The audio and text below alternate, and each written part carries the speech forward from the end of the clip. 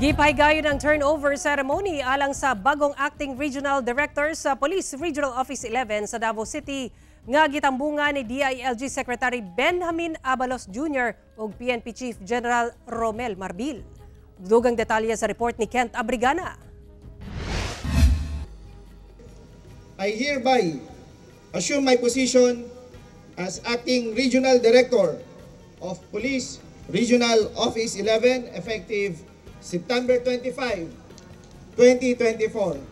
Formal nang milingkod isip acting regional director sa Police Regional Office 11 si Police Brigadier General Leon Victor Rosete Biyernes sa buntag. Kiniadto sa turnover ceremony sa Camp Sergeant Quintin M. Merecido, Buhangin, Davao City. Gitambungan kini ni PNP Chief General Romel Marbil ug Department of Interior and Local Government Secretary Benjamin Abalos Jr. ug uban pang opisyal sa Pro 11. Nagsilbi si Rosete isip director sa Southern Police District. Nagsilbi sab kini isip kanhi director sa PNP Retirement and Benefits Administration Service.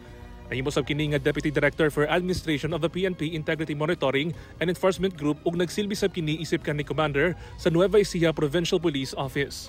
Hulipan niya si Police Brigadier General Nicolas Torre III. Kinsa nahimong director sa Pro 11 niadtong June 16 karong tuiga. Siya ang nanguna sa duha ka semana nga manhunt operation kang Pastor Apollo Kibuloy sulod sa KOJC compound sa Davao City na nagresulta sa pagkaaresto sa pastor nga nagkatubang og kasong trafficking, child abuse ug sexual abuse.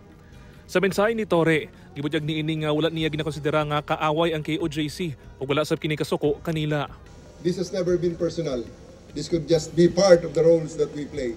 And I would like to believe that everything came out to the best of the times. Magsilbi na si Torre isip bagong head sa CIDG kung asa hulipan niini si Major General Leo Francisco. Giyatagan usab og medalya ng katapatan si Torre ug ang ubang opisyal sa PNP tungod sa malampuson nga implementasyon sa Oplan Technon Alpha sa KOJC compound sa Davao City sukad August 24 hangtod September 8, 2024. Mismong si Secretary Abalos ang naghatag sa medalya. Nagpasalamat si Abalos sa kontribusyon sa matag personay sa kapulisan aron madakpan si Pastor Apollo Kibuloy. Bawat isa sa inyo played a crucial role whether on the ground, in intelligence, or in logistics.